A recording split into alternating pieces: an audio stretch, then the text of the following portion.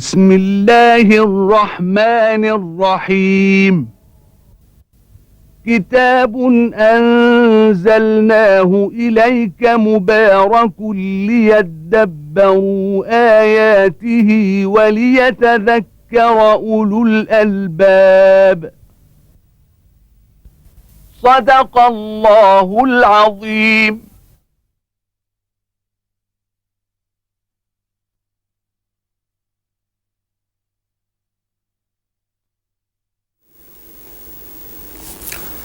الحمد لله رب العالمين، وأصلي وأسلم على عبد الله ورسول الأمين سيدنا ونبينا محمد وعلى آله وأصحابه ومن اهتدى بهديه وعمل بالسنة إلى يوم الدين.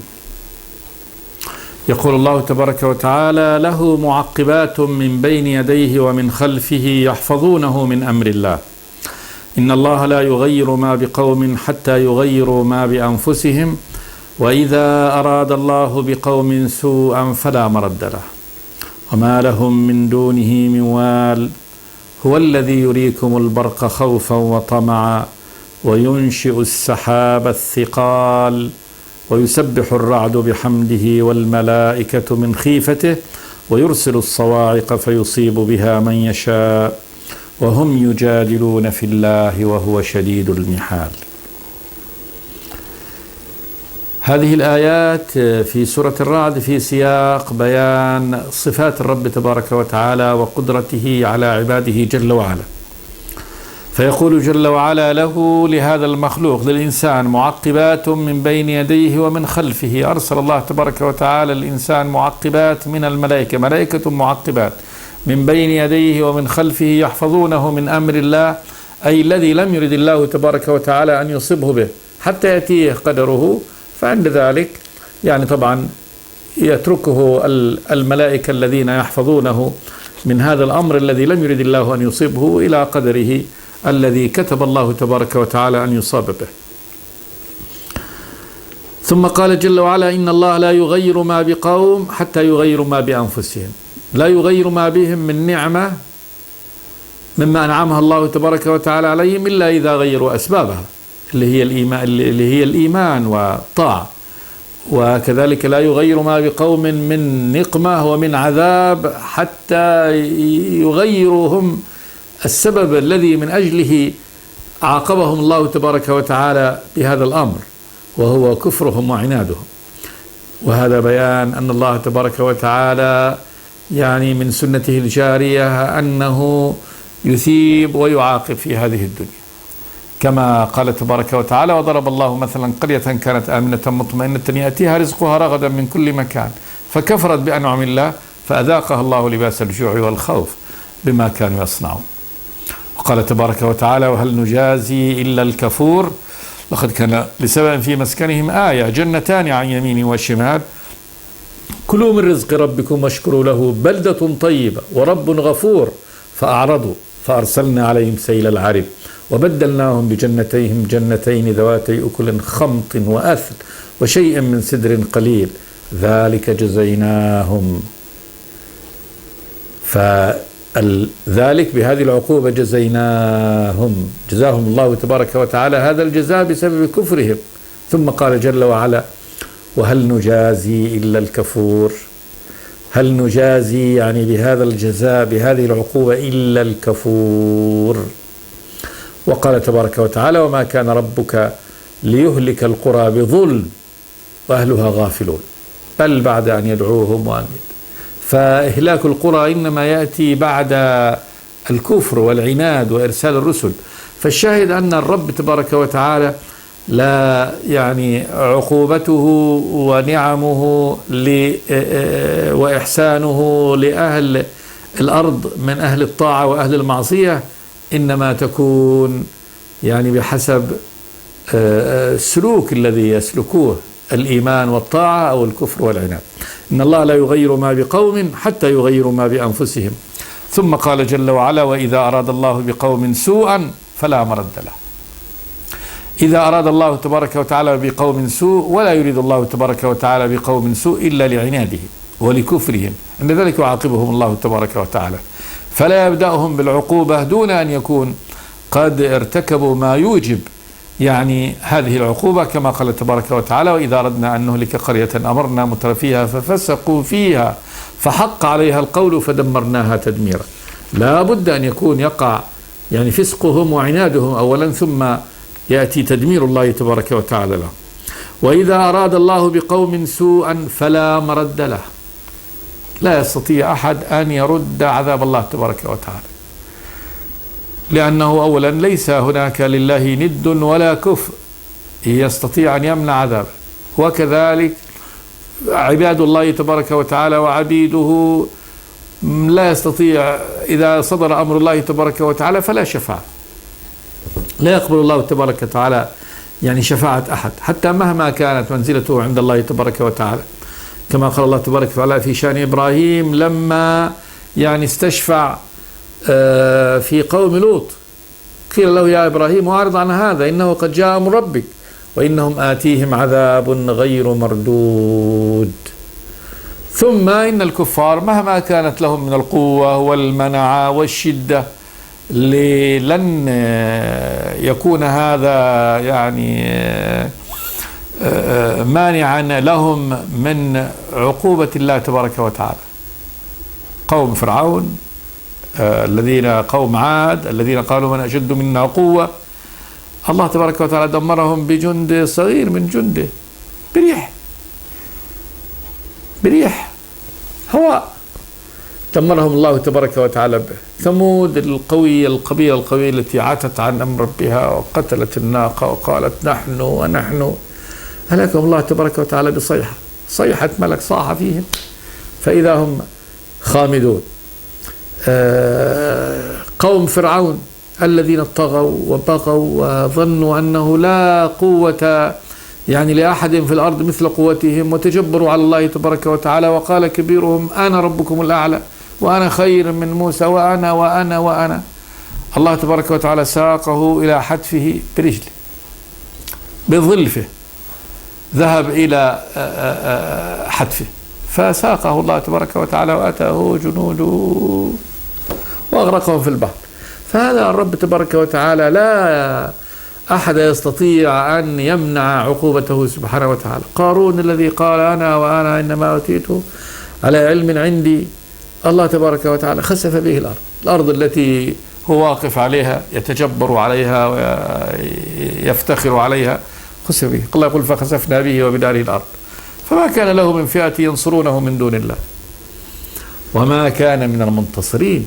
لا يستطيع أن ينتصر أمام الرب تبارك وتعالى، لأن الله عز وجل أولا ما لأحد يعني يد لأن يدفع يعني عن نفسه عذاب الرب أو نقمته سبحانه وتعالى. وإذا أراد الله بقوم سوءا فلا مرد له، من يستطيع أن يرد عقوبة الرب تبارك وتعالى إذا أرادها بقوم؟ وما لهم من دونه من وال، وما لهم لهؤلاء القوم الذين كتب الله عذابهم من دونه، من دون الرب غير الرب تبارك وتعالى، من والي ولي ينصرهم يواليهم، ما في أحد. لن يجدوا من دون الله والي، لن يقف في صفهم ملائكة الرب ولا رسله ولا أنبياؤه ولا أي شيء، ولا هم في أنفسهم جيوشهم قوتهم تستطيع مهما كانت بينهم من ولاية ونصرة، فإنهم لا أحد يواليهم فينصرهم من الله تبارك وتعالى. وما لهم من دونه من وال. هو الذي يريكم البرق خوفا وطمعا وينشئ السحاب الثقال. هو الله سبحانه وتعالى الذي يريكم البرق خوفا وطمعا. هذه آية من آياته سبحانه وتعالى. والبرق معروف، هذا الذي الشرارة العظيمة التي تظهر عندما نرى السحاب يصطك بعض البعض، فتأتي هذه الشرارة التي تسير أحيانا وتضيء ما تحتها.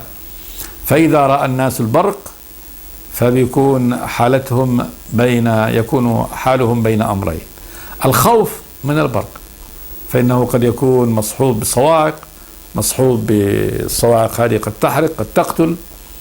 وكذلك المطر، جاء المطر هذا بشرى في المطر، فيبقوا خائفين طامعين، خائفين من هذه البروق بما قد يصحبها من الحرق والصواعق، وراغبين وطامعين بالمطر الذي هو في العادة مصاحب لهذه البروق.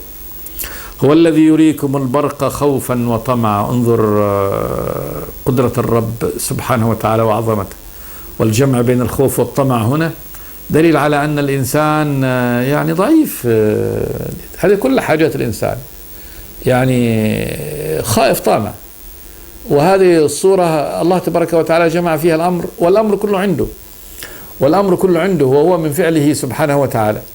فأنت يا إنسان خوفك إنما هو من أسباب يسببها الرب تبارك وتعالى، وطمعك عند أسباب أيضا يعني يسببها الرب تبارك وتعالى.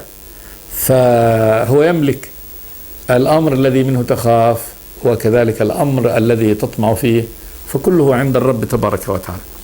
هو الذي يريكم البرق خوفا وطمعا وينشئ السحاب الثقال. ينشئها يوجدها الله تبارك وتعالى. السحاب الثقال، السماء تكون صافية ليس فيها شيء، ثم بعد ذلك نجد أن هذه تتجمع يعني هذه السحب من كل مكان، ثم تصبح طبقات وتصبح يعني سحب ثقيلة محملة بملايين الملايين من أطنان الماء. أنشأها الله تبارك وتعالى، وإنشاؤها أصبح معلوم للبشر أنها أبخرة تخرج من هذا البحر الواسع المحيط، من هذا الماء تخرج إلى يعني تصعد إلى طبقات الجو، ثم يؤلف الله تبارك وتعالى بينه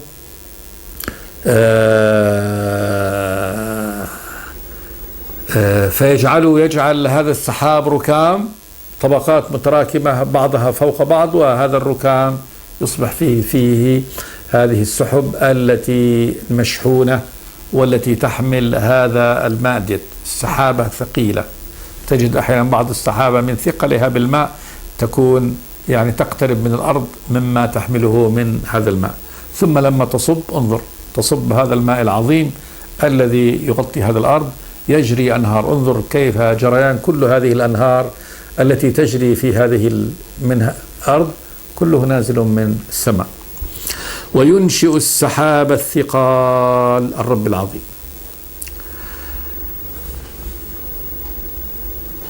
الرب العظيم، الإله الذي لا إله إلا هو، هذا فعله وهذا صنيعه، وكل هذه آيات، وكل هذه من آياته جل وعلا. ويسبح الرعد بحمده، هذه أيضا آية من آيات الله تبارك وتعالى مصاحبة لهذا.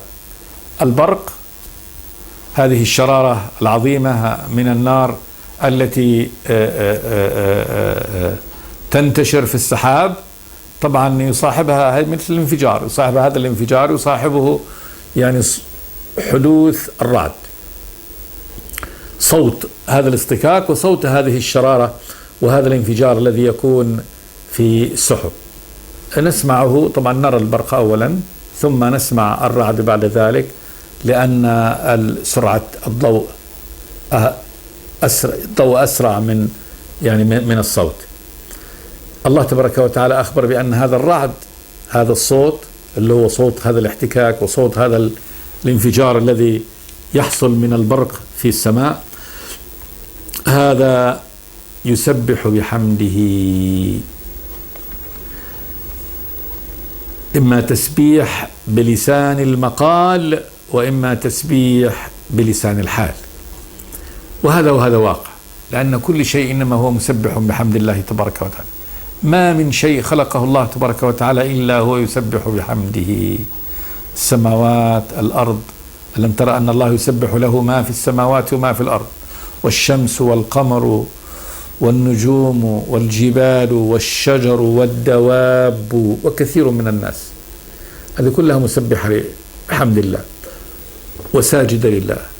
وكثير حق عليه العذاب، ومن يهن الله فما له من مكرم إن الله يفعل ما يشاء.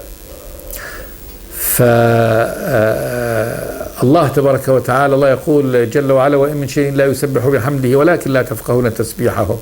فالرعد يسبح بحمد الله، إما صوته نفسه هذا تسبيح، وإما من داخل الرعد ما يسبح بحمد الله تبارك وتعالى.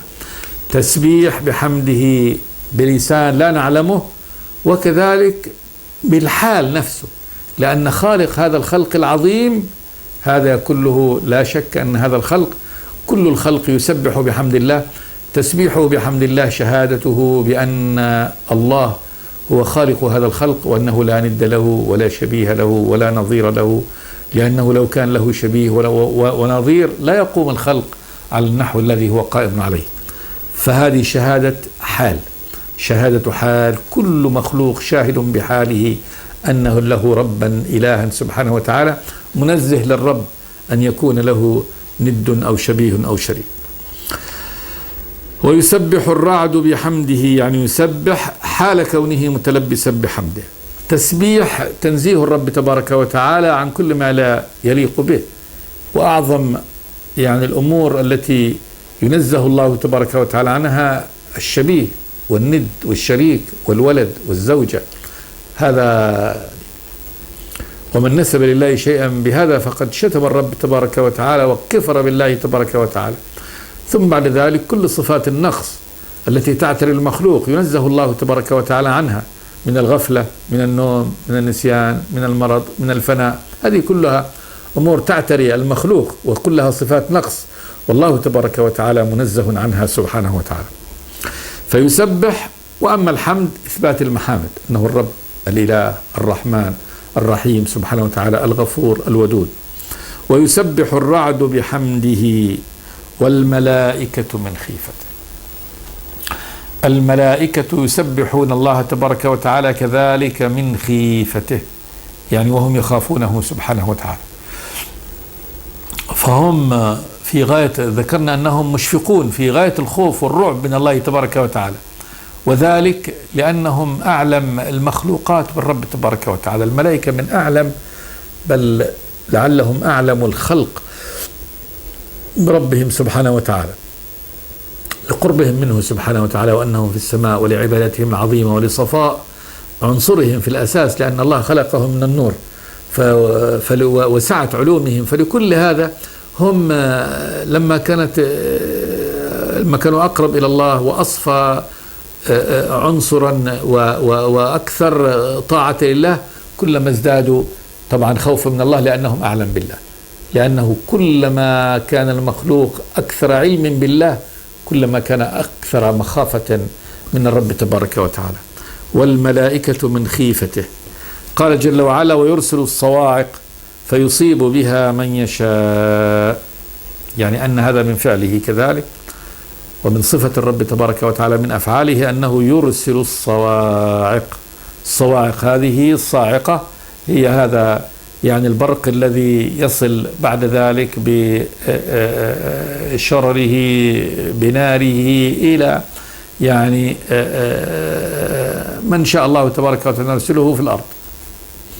الصاعقة تنزل على أحيانا جبل تدكه، على عمارة تدكها، على إنسان تحرقه. فيرسل الصواعق فيصيب بها من يشاء. يصيب الله تبارك وتعالى بهذه الصواعق من يشاء، الله تبارك وتعالى يصيب. ثم قال جل وعلا: وهم يجادلون في الله. بعد هذه الآيات العظيمة للرب سبحانه وتعالى، الكافر يجادل في الله. وجدال الكفار في الله جدال طويل، كل نابع من الجهل والظلم التي يجادل في الله أنه لا يعيده مرة ثانية، أنه لا يقدر أن يخلقه. يجادل في الله أنه لم يرسل هؤلاء الرسل، أنه ليس له رسالات.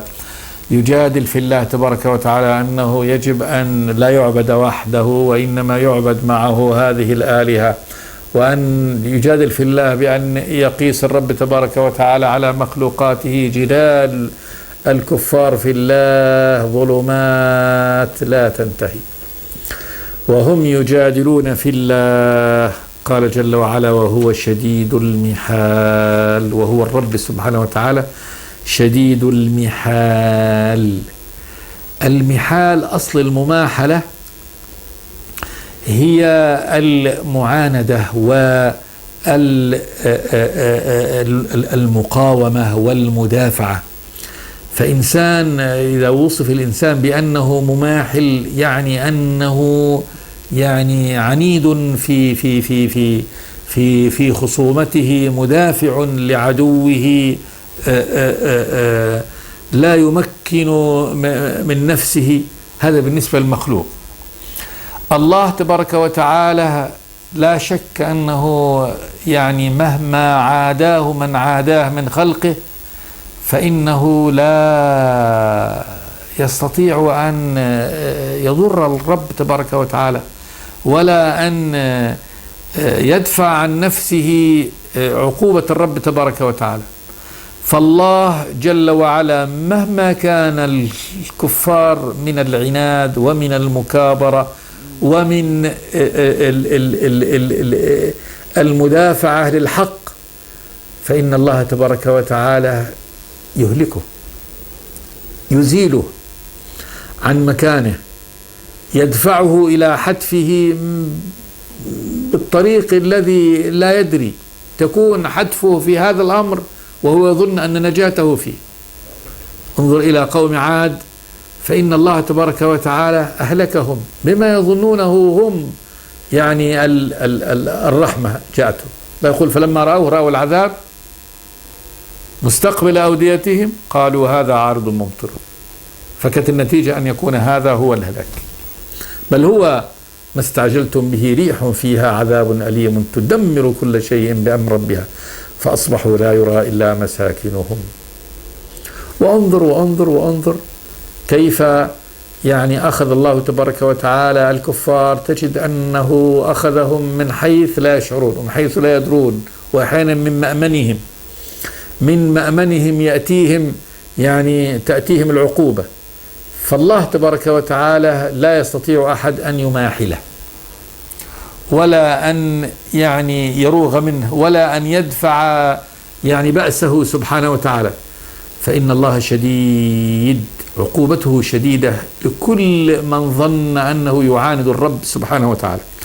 قال جل وعلا وهم يجادلون في الله وهو شديد المحال. له دعوة الحق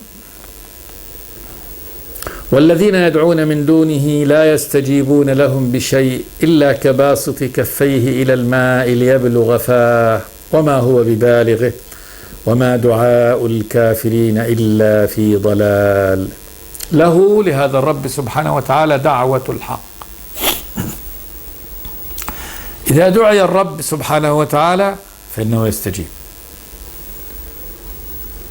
فمن دعاه دعا الحق، الله حق سبحانه وتعالى، وبالتالي كذلك تكون دعوته حق لأنه وجه هذه الدعوة إلى من يستحق سبحانه وتعالى وهو الرب القادر على الإجابة. فالله له دعوة الحق، دعوة الحق، وأنه هو الحق سبحانه وتعالى، وأن من فعل هذا فعل الحق لأنه يستجاب له، لأن من دعا الله تبارك وتعالى استجاب الله تبارك وتعالى له. والذين يدعون من دونه لا يستجيبون لهم بشيء. أما الذي يدعى من دون الله والذين يدعون من دونه يعني يدعونهم من دون الله من هذه الآلهة الباطلة، من الشمس، من القمر، من الملائكة، من النجوم، مما اتخذه البشر آلهة من دون الله، من عيسى بن مريم، من العزير، من الأولياء، من الصالحين. ما أي دعوة يدعو بها المشرك ربه وإلهه يعني غير الله تبارك، في من زعم أنه ربه وأنه إله غير الله تبارك وتعالى، الله يقول لا يستجيبون لهم بشيء. ما يقدر يجيبك لأنه لا يملك لنفسه نفع ولا ضر، فضلا عن أن يملكه لعابده، ما يستطيع. فهذا الذي تدعوه من دون الله لا يستجيب لك. واحد جعل الشمس وجلس يسجد لها عند الشروق وعند الغروب ويدعوها ويناديها، ماذا تصنع لك؟ ما الذي بيد الشمس أن تصنع لك غير الأمر الذي سخرها الله تبارك وتعالى وأقامها الله تبارك وتعالى فيه؟ دعا القمر، دعا الملائكة، دعا البشر، دعا الرسل، دعا علي، دعا الحسن، دعا الحسين، دعا الأنبياء، دعا الصالحين، دعا الأولياء. ماذا بيد هؤلاء حتى يعطوه لغيرهم؟ ليس بيدهم شيء، ليس بيد كل المخلوقين إنما هم محتاجون فقراء إلى الله تبارك وتعالى. قال الله تبارك وتعالى لرسوله: قل لا أقول لكم عندي خزائن الله ولا أعلم الغيب ولا أقول لكم إني ملك إن أتبع إلا ما يوحى إلي. قال: ولو كنت أعلم الغيب لاستكثرت من الخير وما مسني السوء إن أنا إلا نذير وبشير لقوم يؤمنون. فكل ما يدعى من يدعى من دون الله، اللي هو الدعاء الذي لا يجوز أن يكون إلا لله تبارك وتعالى، من جلب الخير ودفع الضر، من الفوز بالجنة والنجاة من النار، مما لا يسأل إلا من الله تبارك وتعالى، هذا ما أحد. قال جل وعلا: والذين يدعون من دونه لا يستجيبون لهم بشيء. ثم شبه الله تبارك وتعالى، ضرب الله تبارك وتعالى مثل لهؤلاء، قال: إلا كباسط كفيه إلى الماء ليبلغ فاه وما هو ببالغ وما دعاء الكافرين إلا في ضلال. مثل في استحالة أن يستجيب لهم هؤلاء. ضرب الله ذلك مثل وهو من يجلس على شفا بئر وينادي الماء ويقول له يعني اصعد لي أيها الماء أريد أن أشرب منك. فلو جلس وهو جالس على شفا هذا البئر وهو يدعو الماء إلى الصعود ليشرب منه، وجلس 100 سنة وهو يدعو هذا، فإنه لا يستجيب له. الماء لن يستجيب له ولن يطفو بنفسه ولن يخرج بنفسه ويأتي ليستجيب له. فإذا كان، لا يقول إذا كان الماء يستجيب لهذا الذي هو باسط كفه إليه ليبلغ فاه يبلغه، إذن لا استطاع هؤلاء يعني أن يستجيب يعني لهم آلهته. فمثله الله يقول سبحانه وتعالى: إلا كباسط كفيه إلى الماء، يعني يناديه اخرج لي تعال لي ليبلغ فاه. قال جل وعلا: وما هو ببالغه، لأن الماء لا يستجيب بالدعاء، وإنما الماء يستجيب بسبب معين، يعني تذهب وتغرف من الماء وتشرب. أما بمجرد نطقك ودعائك له فإنه لا يستجيب لك. قال جل وعلا: وما هو ببالغه وما دعاء الكافرين إلا في ضلال. وما دعاء الكافرين لآلهتهم التي يدعونها من دون الله إلا في ضلال. دعاء ضال، دعاء تايه، ما له لا يبلغ يعني المقصود صاحبه، ولا يبلغ كذلك يعني أذن من دعي به ونودي، وإن بلغ أذنه فإنه لا يفيد. ومن أضل من يدعو من دون الله من لا يستجيب له إلى يوم القيامة وهم عن دعائهم غافلون وإذا حشر الناس كانوا لهم أعداء وكانوا بعبادتهم كافرين. هذه صورة من صور ضلال المشركين، وهو دعوتهم للأموات الذين لا يستجيبون له، وأنهم لو وقف على قبره يدعوه ليوم القيامة من لا يستجيب له إلى يوم القيامة وهم عن دعائهم غافلون وإذا حشر الناس كانوا لهم أعداء. يكون هؤلاء أصحاب هؤلاء القبور إن كانوا من الصالحين يكونوا أعداء لهؤلاء، وكانوا بعبادتهم كافرين، يقولون ما شفناكم ولا كذا ولا أحسسنا بكم ولا نعترف بعبادتكم لنا. فالكافر كل دعاءه في ضلال. الكافر دعاؤه لغير الله تبارك وتعالى في ضلال، وإن دعا من دعا، دعا الملائكة، دعا رسل، دعا أنبياء الله، دعا من دعا، كل ما يدعى من دون الله تبارك وتعالى فلا شك أن داعيه إنما قد ذهب دعاؤه في ضلال. وما دعاء الكافرين إلا في ضلال. نقف عند هذا إن شاء الله. ونكمل إن شاء الله في الحلقة الآتية. أقول قولي هذا، أستغفر الله لي ولكم من كل ذنب. صلى الله وسلم على عبده ورسوله محمد. بسم الله الرحمن الرحيم. كتاب أنزلناه إليك مبارك ليدبروا آياته وليتذكر أولو الألباب. صدق الله العظيم.